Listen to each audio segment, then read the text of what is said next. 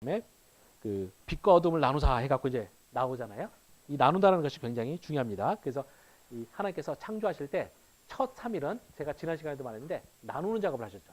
그래서 하나님께서 먼저 교통 작업을 하시는 거라는 걸 이해하시면 되겠고, 그 다음에 또 하나님께서 이름을 불러주시는 거죠. 그래서 빛이라 칭하시고, 빛을 낮이라 칭하시고 어둠을 밤이라 칭하셨다고 하는데, 이것도 굉장히 중요합니다. 왜 그러냐면 이름 지음은 그 대상에 대한 주권을 상징하는 것이다라는 거죠. 그래서 성경 시대는 바로 이름을 부르는 것이 굉장히 중요한 겁니다. 나중에 보시면 하나님께서 아담에게 무슨 일을 시키십니까? 온갖 피조물들의 이름을 짓게 만드시잖아요. 그건 자체가 뭐냐? 하나님께서 아담을 만물의 영장으로 만드셨을 때 아담에게 그 주권을 허락하시는 걸 나타내는 거죠. 이제 그런 면에서 볼 때 하나님께서 이 아담이 존재하기 전에 만물에 이름을 붙이신 것은 굉장히 중요한 일이고요. 그 다음에 이제 저녁이 되며 아침이 되니 이는 첫째 날이라 이렇게 됩니다. 여기서 이제 우리가 현대적인 성경에서 항상 이제 문제가 뭐냐면 이 창조가 정말 6일로 창조됐느냐 아니면 몇 억 년이 됐는데 이것을 성경에서 그냥 6일이라고 말하느냐, 이게 굉장히 커다란 논쟁거리죠. 여러분 어떤 것 같습니까? 그러니까 지구 역사가 우주 역사 한 150억 년 뭐 이렇게 이야기하잖아요. 이 150억 년인데 이것을 성경은 압축해서 6일로 말하는 것일까요? 아니면 성경은 정말 6일, 그러니까 24시간으로 이루어진 6일일까요? 굉장히 커다란 논쟁거리죠. 제 아들이 이제 머리가 슬슬 커졌다는 걸 느끼는 게 얼마 전에도 묻더라고요. 공룡은 어떻게 됐느냐? 이제 묻고, 그 다음에 도대체 제 아들이 책을 정말 많이 읽었어요. 우리 집에 하여튼 이제 5년 동안 제가 돈이 별로 없었는데도 우리 애들한테 사준 책이 보니까 대략 한 3천여 권 되는 것 같고, 3,000권을 걔가 한 거의 10번씩은 읽은 것 같아요. 그래서 그놈은 남아수독 5호서를 이미 해서 여러분이 나중에 우리 아들 보시면 걔가 아는 게 정말 많습니다. 근데 걔가 이제 이런 것도 막 묻더라고요. 그래서 제가 책 몇 개 소개시켜주고 했는데 여러분 어떻습니까? 어떻게 여러분 생각하십니까? 여기에 대해서 이제 이게 충돌하다 보니까 자꾸 이제 조화를 자꾸 하려고 들어요.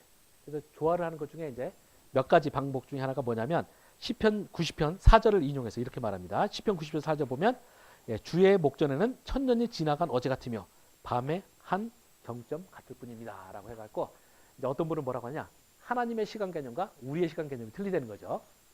그래서 하나님은 천년이 하루처럼 여길 수도 있고, 또는 지질학적 쥐라기 시대가 하루 같을 수도 있고, 이런 식으로 말을 하는 거예요. 어떤 것 같습니까? 여러분이 이런 식의 해석이 적절할까요? 제가 볼 때는 이걸 주석 책들에서도 볼 수가 있는데, 저는 이런 식의 해석은 정말 제가 볼 때는 천박한 것 같아요. 저는 이제 그런 식은 절대 아니라고 생각하고, 그러면은 나머지 옵션은 뭡니까? 세상은 6일 동안 창조됐거나, 아니면 성경이 틀리고 150억 년에 걸쳐서 과학이 맞거나, 이런 식으로 우리가 볼 수밖에 없어요. 근데 제가 여러분에게 책 하나 소개시켜드리고 싶은 책이 있는데, 그건 뭐냐면 이 슈레드라는 MIT 교수였던 분이 쓰신 책이 있습니다. 책 제목이 신의 과학이라는 책이에요. 여러분이 한번 읽어보셨으면 좋겠어요. 되게 전 재밌게 읽었고, 특히 성경이 과학적으로 의심스러우신 분은 한번 읽어볼 만한 책이라고 생각합니다. 그리고 이걸 읽을 때 여러분이 무조건 이 사람이 맞다라고 하실 필요는 없어요. 제가 예전에도 말씀드렸지만 창세기 1장은 제가 지난 시간에 말씀드렸지만 우리가 모를 수밖에 없는 영역이 굉장히 많다는 거죠.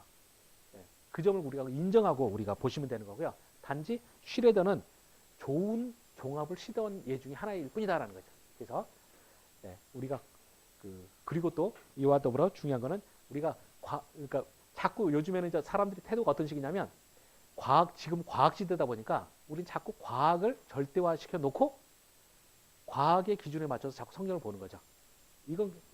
이거는 신자가 할 일이 아니에요, 사실은. 여러분이 제대로 된 건 뭐냐면 우리가 성경의 말씀을 읽고, 그 다음에 또 우리가 21세기를 살아나가는 지성인으로서 우리가 과학도 무시할 필요는 없어요. 성경은 우리가 성경 말씀대로 진리라고 이해를 하고, 그 다음에 과학은 또 과학도 역시 하나님께서 우리들의 이성을 발휘해서 하는 하나님의 일종의 당신의 질을 드러내는 또 하나의 영역일 뿐인 거죠. 그리고 이 두 개가 충돌할 때 어떻게 되느냐? 우리들은 겸손한 마음으로 기다리면 돼. 네. 그래서 이 과학을 이해하실 때도 상당히 여러분이 우리가 좀 중립적인 태도를 취할 필요가 있다는 거죠. 무조건 과학 때문에 우리가 압축될 필요는 없어요. 왜냐하면 제가 원래 이거 지난 시간에 말했어야 되는 부분인데 이 과학이라는 것이 우리가 착각하는 게 뭐냐면 이 과학은 지금 절대진리라고 우리가 자꾸 현대인을 생각하는 경향이 있어요. 근데 절대 그렇지가 않아요. 우리가 이 토마스 쿤이라는 사람이 있죠. 토마스 쿤이 이 과학 혁명의 구조라는 책을 썼는데 이 책에서 이 책이 20세기의 제일 중요한 과학 철학 서적이에요. 근데 이 책의 핵심은 뭐냐면 과학이 절대 고대로부터 진리가 점점 이런 식으로 눈덩이처럼 불어나는 식으로 절대 발전하지 않았다는 거죠. 사실은 과학에서도 혁명이라는 말 썼잖아요. 혁명은 뭡니까? 뒤집는 거죠.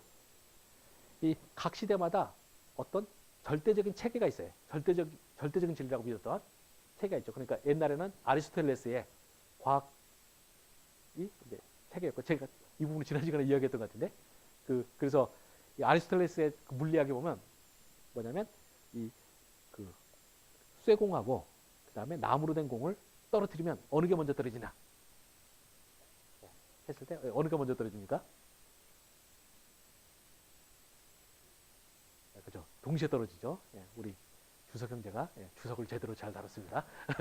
예, 동시에 떨어지는 게 맞아요. 근데 이 동시에 떨어진다는 개념은 사실은 굉장히 최근의 개념이죠. 갈릴레오 갈릴레이가 뭐 전설인지 실존인지 모르지만 피사의 사탑에서 실제로 두 개를 떨어뜨려 보니까 동시에 떨어지는 걸 보면서 이제 그렇게 말하는 거예요. 그리고는 이제 만율예기 법칙을 통해서 다시 이제 뉴턴이 검증했죠. 근데 이 두 사람이 일을 하기 전에는 어떻게 되냐? 아리스토텔레스가 워낙 똑똑한 사람이었고 워낙 백과사전적인 지식을 가졌던 사람이라 서양에서는 그 누구도 도전하려고 하지 않았어요. 당연한 사실로 여겼던 거죠. 그리고 아리스토텔레스식으로 아무 문제가 없었어요. 그게 쭉 흘러오다가 어떻게 되냐? 갈릴레오 갈릴레이가 딱 나타나서 그것이 틀리다는 걸 딱 하는 실험으로 증명한 거죠. 근데 증명을 하면 어떻게 되느냐? 여기 지배적인 체계에 있다가 이것이 흔들리게 되는 거예요. 그리고 이제 갈릴레오 갈릴레이나 그 이후로 뉴턴까지 쭉 이어지는 사상들이 계속적으로 아리스토텔레스 시스템이 틀렸다는 걸 이제 증명하는 거죠. 이제 그러고 되면 어떻게 되냐? 어느 순간이 되면 더 이상 증거의 무게를 견딜 수 없을 때 무너지는 거예요. 그러고는 뉴턴 체계가 딱 들어서죠. 뉴턴 체계가 엄청나게 절대적이었어요. 근데 20세기 오면 어떻게 됩니까? 아인슈타인이 또 흔들어 놓은 거죠. 그래서 이런 식으로 계속 과학은 전에는 절대적이었다고 생각하고 뒤집어 놨어요. 그래서 마찬가지로 우리가 지금은 과학이 절대적으로 생각하지만 지금 이것도 100년 후에 무슨 일 벌어질지 아무도 모르는 거죠. 그렇기 때문에 우리가 과학의 눈을 가지고 성경을 잣대를 대는 것은 그거 자체도 어리석은 일이에요. 그러면 과학도 어떻게 될지 모르기 때문에 과학도 절대 진리가 아닌 거죠. 그래서 우리가 절대 우리 기독교인들이 자신이 보수적인 신앙을 가지고 살 때 위축될 필요가 없어요. 우리가 이거를 과학을 무시해도 안 되지만 또 그것을 절대시킬 필요도 없는 거죠. 마찬가지로 우리가 또 성경에 대한 해석도 우리가 지금은 이렇다고 생각하지만 이것이 우리가 잘못 해석하고 있을 수도 있거든요. 그러면서 우리는 또 성경에 대한 해석 부분도 우리가 기다려야 되는 거죠. 제가 아까 소개했던 슈레더라는 학자가 저 책에서 참 잘 쓴 부분이 뭐냐면 자꾸 이 과학의 눈을 가지고 성경을 틀렸다고 말하는 사람들이 그 틀렸다고 하는 성경 해석이 사실은 전혀 성경은 그런 말을 갖고 있지 않다는 거죠. 일례로 대표적인 예가 오해했던 것이 그러니까 갈릴레오랑 여러분이 그 갈릴레오 갈릴레이 그 유명한 사건 알잖아요. 종교 재판할 때 어땠습니까? 이제 그 전까지 중세교회가 받아들였던 시스템은 그 고대 그리스의 이제 프톨레미 시스템을 받아들였어요. 그 프톨레미 시스템에 따르면 이 지구가 태양을 도는 것이 아니라 태양이 지구 주변을 도는 거잖아요. 근데 갈릴레오 갈릴레이가 뒤집어가지고 그러니까 지구가 태양 주변을 돈다 해서 난리가 났어요. 그래서 이제 뭐 갈릴레오 갈릴레이를 교황이 파문시키려고 했었고, 뭐 우여곡절 끝에 그러니까 이름이 복잡하네. 네, 갈릴레오가 포기를 하고 결국 자기 견해를 철회하죠. 철회하면서 그 이제 종교 재판 나오면서 뭐 했다는 그 유명한 말, 그래도 지구는 온다라고 했다는 전설이 있잖아요. 그런 식으로 하는데 문제는 뭐냐면 그럼 갈릴레오가 맞고 교회가 그러니까 성경이 틀렸느냐? 그게 아니죠. 사실은 성경에 보면 성경은 그 어디도 이 태양이 지구를 돈다는 말이 없어요. 그 자체가 잘못된 이해였을 뿐인 거죠. 그리고 성경의 이해도 아니고 사실은 고대 그리스의 프톨레미라는 사람의 천문학적 개념이었을 뿐이에요. 이걸 교회가 단지 그것이 성경적 지시라고 잘못 받아들였던 것 뿐이고요. 그래서 이거는 그러니까 두 시스템, 그러니까 두 과학적 시스템의 충돌이지 절대 성경 대 과학의 충돌이 아니라는 거죠. 근데 이것을 자꾸 현대 반성경주의자들이 자꾸 마치 성경 대 과학의 충돌이고 거기서 갈릴레가 이겼다는 식으로 자꾸 이야기하는 거죠. 절대 그렇지가 않아요.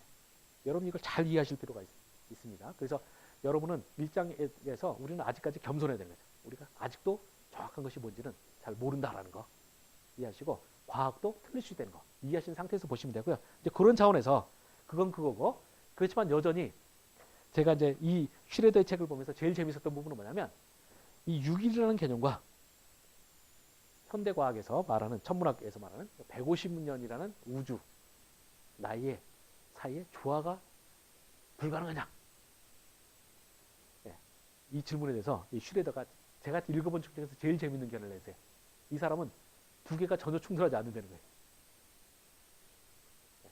두 개가 완벽하게 조화를 이룬다는 거죠. 그래서 우리가 24시간이라는 하루가 24시간으로서의 24시간 6일 동안 하나님께서 창조하셨던 개념과 150년설이 어떻게 충돌하지 않느냐. 그거는 여러분이 이 슈레더는 바로 이 시간이라는 것이 길이가 일정하지 않다라는 얘기로 하는 거죠. 그러니까 시간의 길이는 아인슈타인의 상대성 이론에 따르면 뭐의 지배를 받느냐? 중력의 지배를 받아요. 중력이 무거울수록 시간은 늦게 흘러요. 근데 이 개념에 따르면 세상이 처음 만들어질 때, 빅뱅 이론에서 말하는 세상이 첫 창조될 때는 거기에 우주의 모든 것이 다 모여 있잖아요. 그때는 어떻게 되냐? 창조 첫 순간에는 시간이 중력이 집결되어 있으니까 굉장히 늦게 흐르는 거죠. 그러다가 점점 이게 퍼져나가면서 시간이 점점 빨라지는 거예요. 그래서 이걸 어떻게 이해하시면 되냐면 창조의 첫날, 그러니까 그래서 이 사람은 이제 뭐라고 했냐면 창조의 첫날은 창조 제1일은 그 현대적인 개념에 24시간 개념으로 하면 한 80억 년 정도라는 거예요. 근데 그 80억 년이 24시간 동안에 흐른 거예요. 그 다음에 둘째 날은 어떻게 했느냐? 중력이 좀 더 분산됐을 때는 40억 년. 그 다음에 셋째 날에는 20억 년. 그 다음에 넷째 날에는 10억 년. 그래갖고 점점 절반씩 시간이 줄어들어서 여섯째 날 되는 거죠. 이거를 다 더해보면 어떻게 되느냐? 딱 150억 년이. 창조 6일을 다 하면. 그래서 이거를 여러분이 개념 잡기 좀 힘드실 텐데 이걸 어떻게 이해하시면 되냐면 애기 고무줄을 한번 생각해 보세요. 애기 노란 고무줄에 딱 거기다가요. 6개로 정확하게 이 눈금을 쳐보세요. 그리고는 이거를 쫙 잡아 들려보죠. 그래서 이쪽 끝을 더 세게 잡아당기면 어떤 식으로 벌어지냐면 이렇게 고무줄이 이렇게 돼서 이렇게 됐던 것을 쫙 늘리는데 비균등하게 늘어나는 고무줄을 생각해 보세요. 그럼 어떻게 되느냐? 여섯째 날은 현대랑 거의 일치한다고 보고 그 전에 2배, 그 다음에 2배, 2배 이런 식으로 되는 거죠. 그렇게 해서 여섯 쫙 늘린 고무줄을 탁 넣으면 어떻게 됩니까? 딱 줄어들어서 원래대로 딱 들어오는 거죠. 그래서 이때 우리가 하루 개념, 24시간으로 하루 개념하고 첫째 날이 80억 년 정도 우리가 현대 지질학적 그 판단으로는 80억 년 정도 된다는 거랑 둘 사이는 전혀 충돌하지가 않을 수가 있다는 거죠. 네. 개념 이해하셨나요? 네. 네. 네. 네. 네. 네. 네.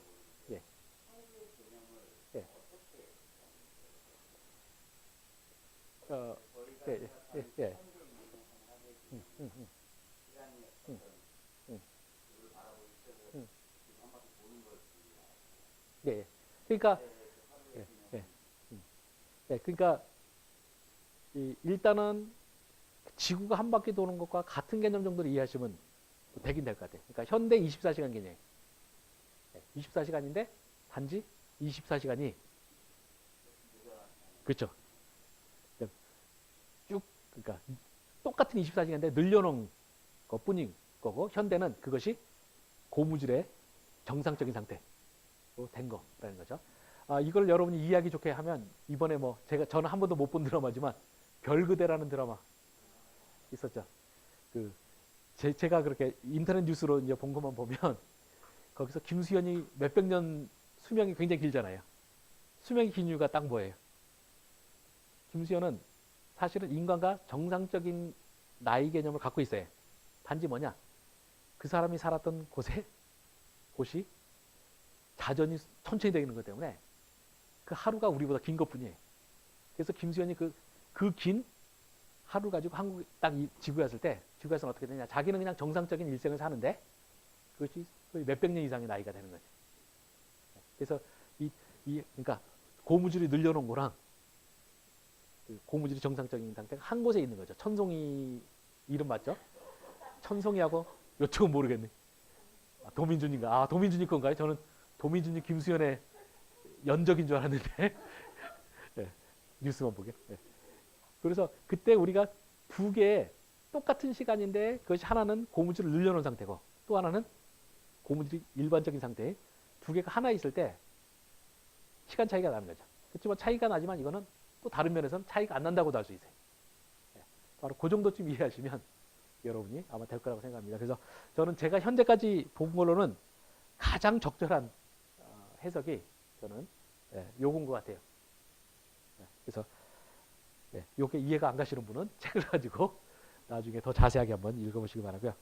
이외에도 슈레더가 상당히 저는 괜찮은 개념들을 많이 갖고 있더라고요. 이 사람이 제가 보기에는 우리 기독교는 아니고 유대인 쪽인 것 같은데 우리 기독교 창조과학계 분들과 많이 났고요. 제가 창조과학에 관련해서 안타깝게 생각하는 거는 예전에 제가 지금 한동대 총장이신 김영길 총장께서 처음에 들어오셔서 창조과학회 만들었을 때 그때 생산됐던 창조과학회 책이랑 요즘 책은 제가 볼 때는 레벨 차이가 좀 많이 나는 것 같아요. 그 당시에는 정말 철저하게 과학적인 체계를 가지고 뭐가 설명이 되는데 요즘 창조과학에서 나온 책은 약간은 제가 볼 때는 사이비 과학적인 요소가 좀 강한 것 같고요. 그래서 저는 요즘 책은 별로 추천하고 싶지 않고 가능하면 그 당시 나왔던 책, 몇십 년 묵은 책, 80년대 말에서 90년대 초반에 나온 책들이 저는 읽으셨으면 하는 생각입니다. 예. 또 나중에 책이 또 하나 나오니까 그때 가서 저기 참고하고요.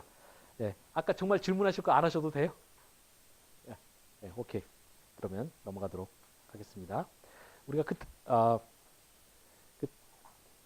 여러분 이제 그 강의한 두 번째로 저희들이 나눠드린 거 가서 저기 조금 더 살펴보고 오늘 마무리 됐습니다. 거기 보시면 이제 두 번째 나눠드린 강의 안에 보시면 이제 둘째 날, 셋째 날 있는데 그거는 여러분이 결국 나누는 것으로 되니까 넘어가고요. 넷째 날에서 보시면 이제 1월 성신이 넷째 날에 만들어지죠. 그래서 제가 24시간이 결국 같다고는 그러니까 했지만 그 24시간이 우리가 지구 나이식으로 측정되는 건 사실 이제 네 번째쯤부터 이제 가능하게 되는 거죠. 그러니까 중력의 밀도 때문에 길이는 틀리지만 여전히 이제 자전이 24시간 개념으로 되는 건 이제 네 번째 날에 들어오는 것 같고, 예, 그렇죠. 그게 네 번째 날이고 이제 다섯째 날에 가면 이제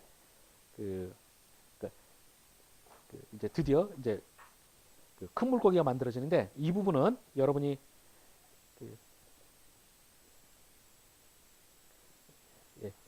뒤쪽으로 좀 넘어가서 보시면 제가 페이지를 두 번째 몇 페이지 적혀 있습니까?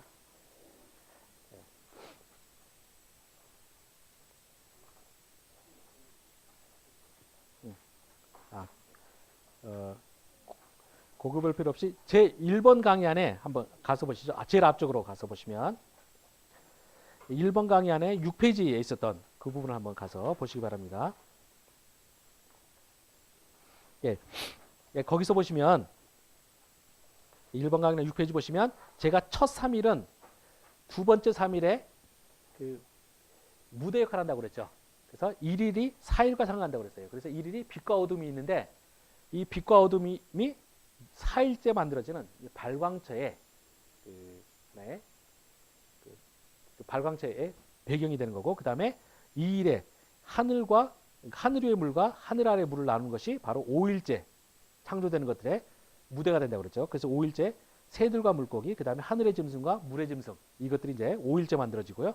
그 다음에 3일째 물과 묻을 나누는데 그 중에서 새롭게 등장하는 이 묻이라는 거, 마른 땅이라는 것이 바로 6번째 날의 동물들, 그러니까 육상 동물들과 사람의 무대가 되는 거예요.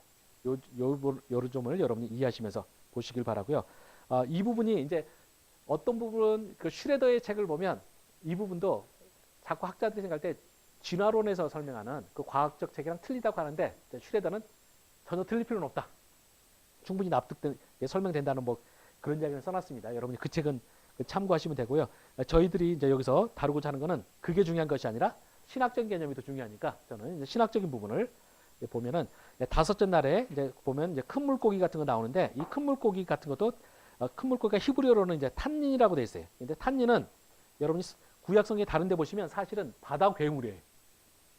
근데 이제 1장 1절에서는 이제 큰 물고기로 돼서 하나님의 창조의 일부로 돼 있는 거죠. 이것이 중요한 게 뭐냐 할 때 이 창세기 1장은 일종의 그 시대의 그 주변의 문화의 일종의 도발 같은 거였어요. 왜냐하면 주변 문화에서는 최고신과 그 최고신에 대적하는 어떤 존재들이 존재하는 거예요. 그래서 항상 이런 대결이 벌어졌는데 성경에서는 하나님에 대적하는 것은 그 누구도 존재하지 않는 거예요. 모든 것들은 다 하나님이 만드신 피조물일 뿐인 거죠. 이제 그런 점이 굉장히 중요한 사상이고요. 그 다음에 이 하나님께서 이제 창조하시는 것을 복 주시는 것이 언제부터냐? 바로 5번째 날부터입니다. 그래서 하나님이 복을 주어 돼 있고요. 5번째 만들어진 짐승들에게도 하나님께서 뭐라고 하시느냐? 생육하고 번성하라라는 축복을 주셨어요. 그래서 여러분이 생육하고 번성의 축복은 인간만에게 주어진 것이 아니라 모든 자연 만물에게 주었다는 걸 여러분이 아실 필요가 있습니다. 그리고 이제 6번째 날 드디어 이제 6번째 날로 저희도 이제 들어가게 되는데 여러분이 여러분 앞에 있는 다른 본문들과 비교해 보면 6번째 날이 엄청나게 길어요. 본문의 길이가. 이 성경에서는 항상 여러분이 본문의 길이가 길면 그게 중요한 거다라는 거죠. 예. 여러분이 그 연애하실 때 보면 아시죠? 그 사랑이 넘치던 시절에는 편지가 길어요. 한 페이지 쓰려고 했는데 한 10페이지 쓰고 막 그러다가 이제 뭐 사랑의 유효기간이 뭐 6개월이라고 뭐 심리학에서 그러잖아요. 점점 열정적인 사랑이 식으면 어떻게 되냐? 짧아지죠. 그래서 나중에는 그 메시지 보내는 거는 이제 그 집에 들어오냐 할 때 오냐? 그러면 안 간다 뭐 이러고 뭐 이 정도쯤으로 이제 하면서 살게 되죠. 그래서 우리가 그 길이를 보면 어디에 마음이 쏟아지는지를 이제 알게 되는 거죠. 그러니까 우리가 이제 그런 면에서 볼 때 창세기 그 마지막 날 창조가 이제 하나님의 그 마음의 중심이라는 걸 우리가 이해할 수 있고요. 한번 그 24절부터 31절 한번 저희들 한번 같이 읽고 저희들이 다뤄보겠습니다. 이게 결국 제일 중요한 부분이니까요. 창세기 1장 24절부터 31절 한번 저부터 읽겠습니다. 하나님이 이르시되 땅은 생물을 그 종류대로 내되 가축과 기는 것과 땅의 짐승을 종류대로 내라 하시니 그대로 되니라.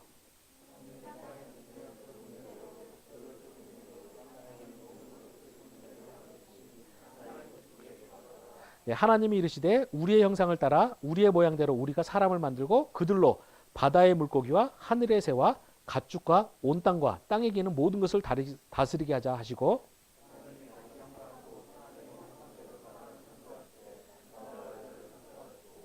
하나님이 그들에게 복을 주시며 하나님이 그들에게 이르시되 생육하고 번성하여 땅에 충만하라 땅을 정복하라 바다의 물고기와 하늘의 새와 땅에 움직이는 모든 생물을 다스리라 하시니라.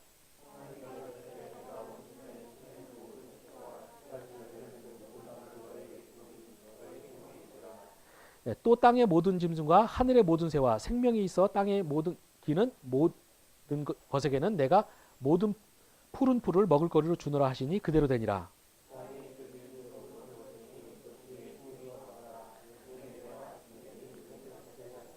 예, 이렇게 해서 이제 여섯째 날 드디어 이제 창조가 되는데 이 여섯째 날이 다른 날보다 훨씬 길죠. 다른 날은 한 3절 정도인데 여기는 총 몇 절입니까? 한 24부터니까 총 8절 정도 되죠. 굉장히 길어요. 바로 거기에 하나님의 모든 것이 모여있다는 걸 이해하실 필요가 있고요.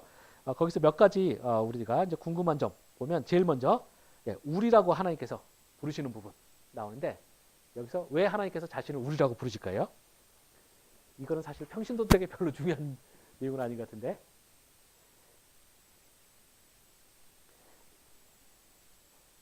여기에 대해서 뭐 여러 가지 견해가 있습니다. 거기 있는 거 여러분이 쭉 참고하시면 되고요. 그 학자들이 이제 많이 택하는 견해는 이제 4번, 5번, 6번 정도 되는 것 같습니다. 첫 번째, 우리가 이제 예전에는 삼일체라고 완전히 해석했는데 삼일체 하나님이니까 됐다 이런데 이거는 성경신학자들은 거의 잘 안 받아들여요. 기본적으로는 왜 그러냐면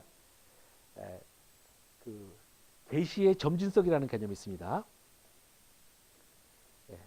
여러분이 성경을 제대로 이해하시려면 굉장히 중요한 건데 계시의 점진석, 계시가 점점 발전하는 거죠. 그래서 처음에 하나님께서는 처음부터 모든 계시를 다 넣으신 것이 아니라 처음에는 아주 작은 것 주셨고 그것이 점점 확대되는 거죠. 일례로 우리가 예수님 생각해 보세요. 우리가 구약에서 예수님이 오실 줄 얼마큼 우리가 선명하게 알았을까요? 우리가 구약만 갖고는 잘 이해 못하는 거죠. 물론 우리가 구약을 통해서도 어떤 사람은 분명히 예수님을 깨닫기도 했어요. 대표적인 예가 아볼로, 바울 시대. 아볼로 보면 아볼로는 구약만 가지고 예수님을 알아서요. 그리고 또 구약의 메시아가 올 것이라는 거, 그 보면 헤롯 왕 앞에 있었던 그 율법학자들 있잖아요. 그 사람도 어느 정도 알았어요. 그렇지만 그 예수님이 정확히 2000년 전에 팔레스타인에 오셨다가 십자가에 달리신 그 예수님인 줄 알았느냐? 그건 아니죠. 그것은 계속 계시가 드러나면서 우리가 알게 되는 거죠. 이제 이런 게 바로 계시의 점진성이에요. 이제 그런 차원에서 보면 우리가 하나님이 삼일체 하나님이냐? 이거는 성경 시대 창세기 1장부터 확실하지 않았던 거죠. 이제 그러면서 학자들은 이건 아니다라고 생각을 하고요. 그럼 무엇이냐 할 때 그 가능성이 한 3가지인데 첫 번째는 왕의 복수형이라는 거죠. 그래서 국왕이 공식 문서에 우리라고 부르는 거, 즉 가능성 있는 거. 그다음에 두 번째로는 하나님이 자신과 협의를 하기 위해서 나타나는 거예요. 그러니까 우리가 여러분이 그런 말 하잖아요. 여러분이 여기 지금 로스쿨도 나오신 분도 있고 뭐 사법고시 오시는 분도 있고 하는데 막 공부하다가 아니 잠깐 쉬다가 공부하실 때 어떤 식으로 말합니까? 그렇죠. 자 이제 공부하자 이러잖아요. 근데 그때 누구한테 이야기하는 거예요? 자아가 자기 자아한테 이야기하는 거잖아요. 그럴 때 영어로 하면 Now let's start studying 그러니까 뭐 이런 식으로 갈 수가 있잖아요. 그러면 바로 이때 let's라고 쓰는 거죠. 자기는 혼자인데 복수를 써요. 이런 식으로 이제 말하는 거다라고 이제 주장하시는 분이 있어요. 그래서 요게 이제 보통 많이 학자들이 받아들인 거고 이제 제일 재밌는 사람은 이 클라인스라는 사람이 있어요. 이 클라인스는 제가 볼 때는 성경신학계의 괴물인데 이 사람이 주장하는 게 뭐냐면 소위 소비자 신학이라는 걸 한 사람이에요.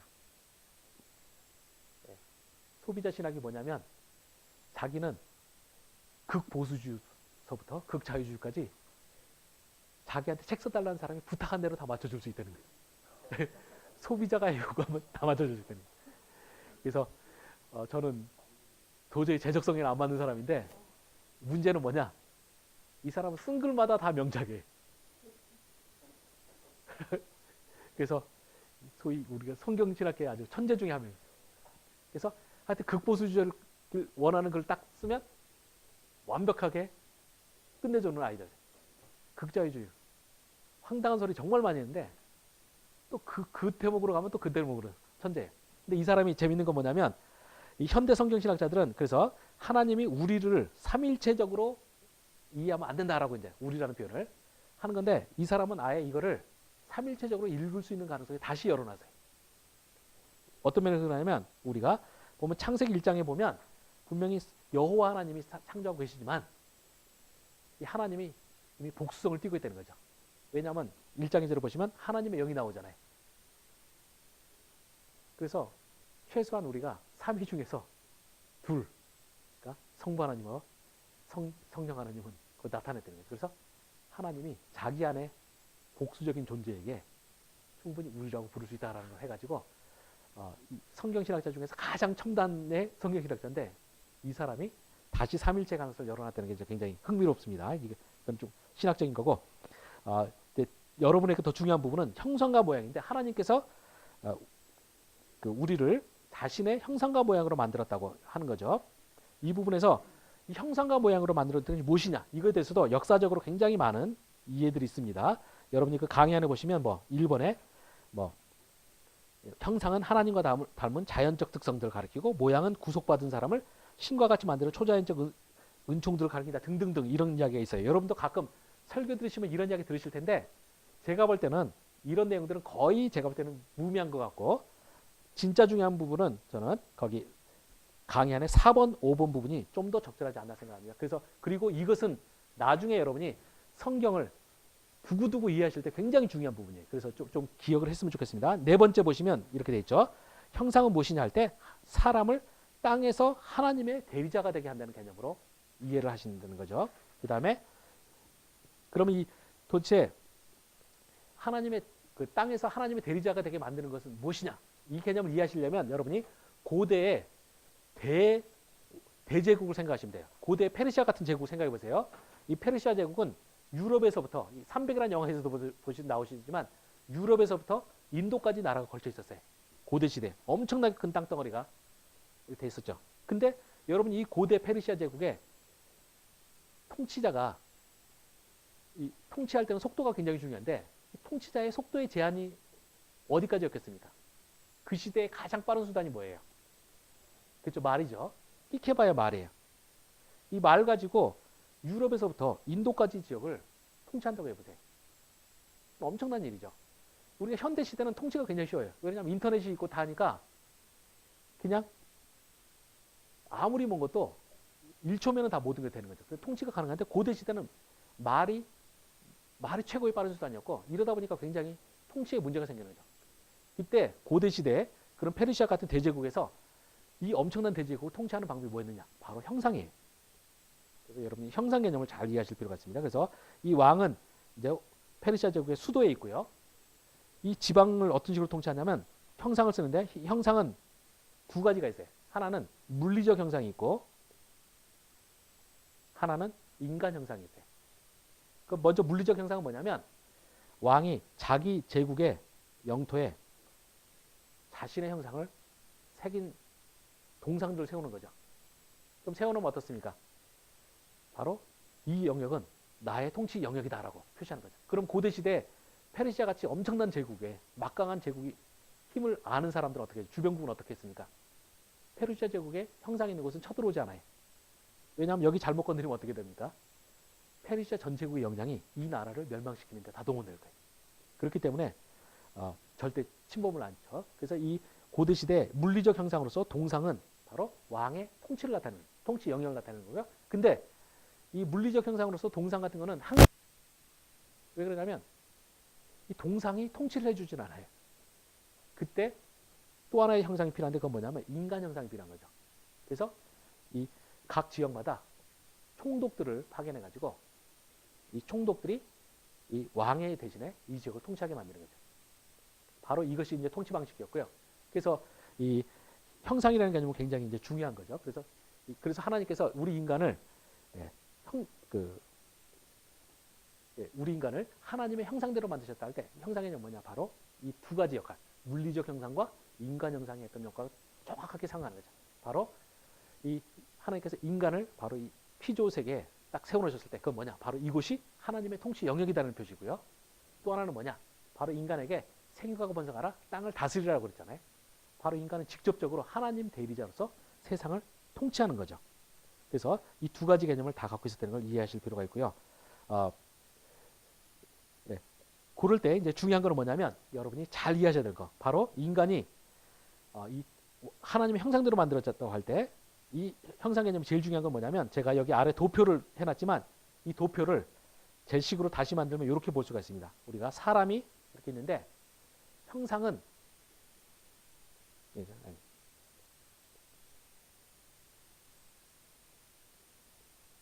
피조물이라고 그러니까 이거 피조물 할 때 하나님의 형상 개념이 가장 중요한 개념은 뭐냐면 인간의 머리 위와 인간의 발 밑에 선이 하나씩 그어진다는 거예요. 이 개념을 이해하시면 굉장히 중요해요. 이게 오늘 제가 하고자 하는 제일 중요한 사항입니다. 그리고 여러분이 결국 성경이 진짜 무슨 메시지를 말하느냐 할 때 제일 중요한 사항이 이거예요. 그러면 어떤 면에서 이 개념을 이해하냐면 여기 도표를 한번 보시면 먼저 하나님의 형상 개념은 어디에 선을 그어주냐면 이 바로 하나님과 인간 사이에 선을 그어주는 거예요. 이렇게. 그래서 이렇게 선을 그어주는데 왜 그러냐면 우리가 창조주의 시각에서 보면 어떻습니까? 인간은 하나님의 피조물이죠. 그 다음에 세상 나머지 모든 피조물도 피조물이에요. 그래서 인간은 결국은 피조물의 일부예요. 근데 인간은 독특한 존재죠. 피조물 중에서 유일하게 하나님의 형상을 갖고 있어요. 형상을 갖고 있다는 건 뭐냐면 다시 보면 여기에 또 선이 그어지는 거예요. 여기 왜 그러냐면 우리가 피조물의 시각에서 이렇게 바라보면 어떠느냐? 바로 창조주와 인간은 같은 걸 공유하죠. 모양이 똑같이 생겼어요. 그러므로 피조물에 따르면 인간과 하나님 사이는 똑같은 모습을 띈다라는 것이 굉장히 중요한 거죠. 그래서 여러분 잘 기억하셔야 될 게 이 두 개를 여기다 도표로 그려보면 바로 이런 식으로 되는데 바로 인간은 하나님 형상이라는 뭐냐? 바로 인간의 머리 위와 발 아래 선이 하나씩 있다는 걸 이해하실 필요가 있어요. 그래서 그 피조물의 시각에서 보면 이렇게 인간과 하나님은 하나로 되는 거죠. 같은 형상을 갖고 있고요. 또 하나님 시각에서 보면 인간과 피조물은 다 피조물일 뿐이다라는 거. 이 개념을 잘 이해하실 필요가 있고 이것이 이제 중요한 게 뭐냐면요. 인간이 가진 위험성을 보여주는 거예요. 왜 그러냐면 자 여기 한번 우리가 아까 했던 페르시아 대제국을 생각해 보세요. 자, 이 총독이 이 백성의 시각에서 볼 때 이 총독은 어떤 사람과 어떻게 했습니까? 왕과 동일한 존재예요. 왜냐하면 이 지역에서 총독은 절대 권력을 갖고 있죠. 그래서 자기는 완전히 왕과 같아요. 그런데 여기서 총독이 가진 위험은 뭐겠습니까, 여러분?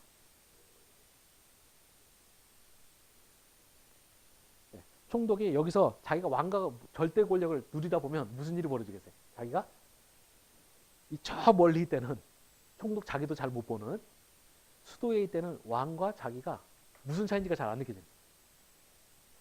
그러면 이제 뭐 하고 싶겠습니까? 자기가 왕이 되고 싶어요. 그래서 왕이 되고 싶어서 나는 왕이다 선언하면 무슨 일이 벌어지겠습니까? 그때 되면 이 수도에 있는 왕이 가만 안 있죠. 그래서 너는 내 아래에 있는 하나의 신하일 뿐이라는 걸 깨닫기 위해서 페르시아 제국의 전 권력을 다 동원해가지고 무력을 다 동원해서 이 총독을 때리겠죠. 바로 이것이 그 인간이 가진 위험성이에요. 바로 여기서 보시듯이 인간은 자기가 하나님께서 주신 너무나 권력이 커가지고 모든 걸 누리다 보면 슬슬 착각하기 쉬운 게 뭐냐면 자기가 하나님처럼 착각할 수가 있어요. 그 위험을 항상 하나님의 형상을 보여주는 거고요. 바로 이 점을 이해하고 나시면 중요한 게 뭐냐면 하나님께서 그 세상을 창조하시고 인간을 에덴 동산에 두셨을 때 딱 모든 나무의 실과를 다 먹게 하셨잖아요. 근데 딱 하나 못하게 한 게 있죠. 그게 뭡니까? 하나님께서 인간에게 못하게 시킨 일이 딱 하나 있어요. 그게 뭐냐면 바로 선악과예요. 이 선악과가 중요한 게 뭐냐면 바로 하나님의 영광이 가진 위험성을 잘 보여줍니다. 하나님께서 인간에게 너무나 많은 권력을 주셨기 때문에 하나님 어떻게 되느냐? 결국 인간에게 딱 하나 하지 못하게 명령을 하심으로써 바로 뭘 보여주고 있냐면 바로 너는 네가 아무리 엄청난 권력을 가졌지만 너는 뭡니까? 결국은 너도 내 권력 안에 있는 존재다라는 걸 보여주고자 하신 거죠. 그것이 바로 선악과의 개념이에요. 여러분 이 점을 잘 아셔야지만 되는 거고요. 그 문제는 저희들이 이제 나중에 다루겠고요. 자, 그래서 우리 인간은 결국 하나님의 형상을 가진 존재라는 거 제가 이제 말씀드렸고 이것이 우리가 이제 그 신약으로 가면 우리가 이 형상이라는 개념이 신약에서도 계속 나오는데 신약에서는 이제 어떻게 넘어가냐면 한번 그 다음 페이지 한번 가서 보시기 바랍니다. 그걸 보시면 야고보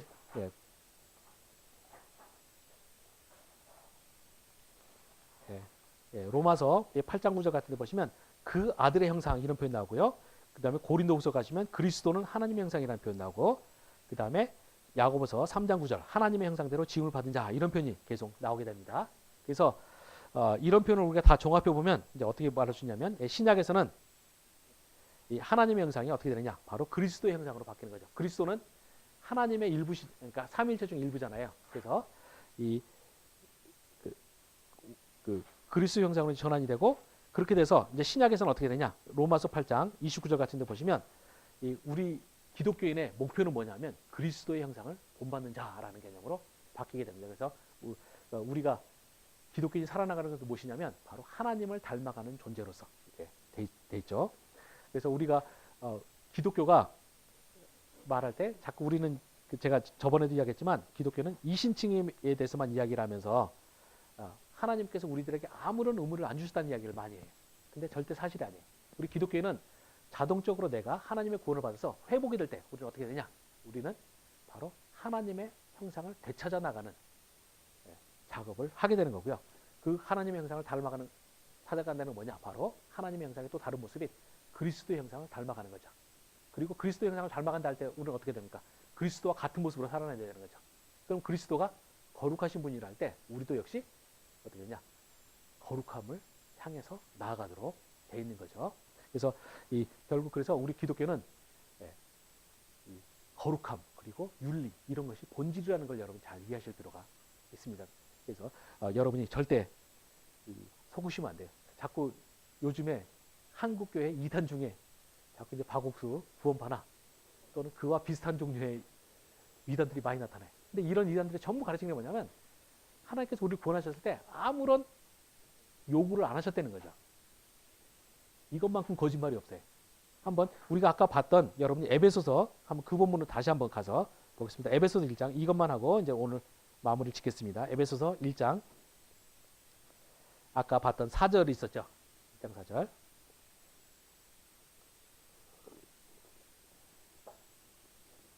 에베소서 1장 4절 한번 제가 거기 읽고 여러분이 한 5절 읽고 그렇게 하겠습니다. 1장 4절. 곧 창세전에 그리스도 안에서 우리를 택하사 우리로 사랑 안에서 그 앞에 거룩하고 흠이 없게 하시려고.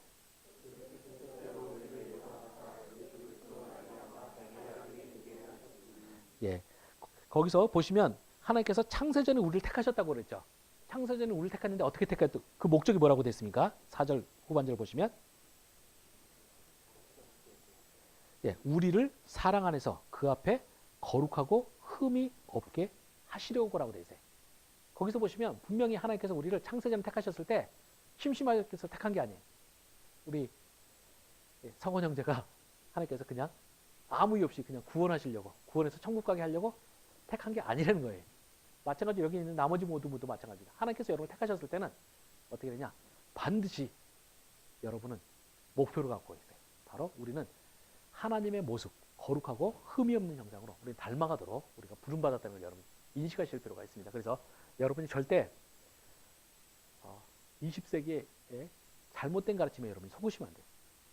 우리가 그 기독교 역사상 20세기만큼 기독교가 엉망이 된 시기가 없어요. 근데 그 엉망이 된 이유가 뭐냐? 바로 하나님께서 우리를 선택하셨을 때 선택에는 목적이 있다는 사실을 없애버린 거죠. 이 점을 잘 분명히 기억하셔야 되고요. 하나님께서는 분명히 목적이 있다는 걸 이해하시고 우리는 결국 그 목적을 따라간다는 차원에서 이해를 하셔야 되고요. 이것이 이제 굉장히 중요한 게 뭐냐면 우리가 여러분이 친구들에게 전도하다 보면 하나님께서 우리를 선택하셨다 할 때 어떻게 합니까? 친구들 중에서 반발하는 사람이 반드시 있습니다. 왜냐하면 하나님께서 너를 왜 선택하셨느냐? 물으면 여러분 뭐라고 대답하세요? 이 부분에서 우리들은 그냥 하나님의 선택이 아무런 조건이 없다고 생각을 하니까 우리들은 그냥 그냥 하나님의 어떤 사람은 창세 전부터 내가 죄 짓기 전부터 택했다 했을 때 택하고 어떤 사람은 처음부터 멸망시켰다 할 때 굉장히 부당하게 느껴져요. 근데 성경에서는 선택 개념이 항상 뭐가 따르냐면 목적이 따르는 거예요. 목적. 하나님의 선택은 목적적이에요. 그래서 이 선택 자체는 하나님의 권한이지만 그 권한으로 하신 사람들은 어떻게 되느냐? 반드시 하나님께서 목적을 갖고 있다는 거죠. 그러므로 여러분이 선택받았다고 할 때는 여러분은 반드시 어떤 하나님께서 주신 사명이 되는 거죠. 그 사명이 여러분 안에 나타나야지 진정으로 여러분은 선택받은 것이 확인이 됩니다. 이것이 구원론적으로 말하면 뭐냐면 구원의 증거라는 거죠. 여러분이 이 점을 잘 이해를 하셔야만 됩니다. 그래서 여러분이 저는 여러분 자신이 구원받았는지 안 받았는지 궁금하신 분은 어떻게 할 수 있느냐? 궁극적으로는 여러분이 내가 하나님의 선택받은 목적에 합당하게 살아나가고 있느냐? 이걸 여러분이 통해서 여러분이 파악하실 수가 있습니다. 그 점 잘 이해를 하셨으면 좋겠고요. 오늘은 이상하게 말이 잘 안 풀리는데 오늘 슬럼프 날인 것 같아요. 여러분이 혹시 지금 말씀드린 거에 대해서 질문사항 있으시면 질문을 하시기 바랍니다. 제가 학교에서 이거 말하면 난리가 나는데 우리 전사들이 저는 이거 강의한 날은 1시간 내에는 집에 돌아갈 생각을 말해야 돼요. 신학적으로 엄청난 걸 던졌는데 질문이 없으시군요. 그럼 오늘은 그러면 여기까지 하고 제가 기도 잠깐 하고 마무리 짓겠습니다. 하나님 아버지, 하나님께서 저희를 당신의 형상대로 창조하신 것에 대해서 감사합니다. 그러나 우리가 꼭 기억해야 될 것은 하나님께서 우리를 자신의 형상대로 만드신 것이 우리들에게 또한 하나의 주어진 임무와 같은 것임을 기억할 수 있도록 허락해 주시옵소서. 하나님께서는 바로 우리들이 당신 앞에서 거룩하고 흠이 없는 존재로 살기를 원하셨기 때문에 선택하신 것을 저희들이 알았습니다. 하나님께서 우리들이 그 목적에 맞게 살 수 있도록 주관하여 주시옵소서. 하나님께서 붙들어 주시기를 간구드렸고 예수 그리스도의 이름으로 기도합나이다. 아멘.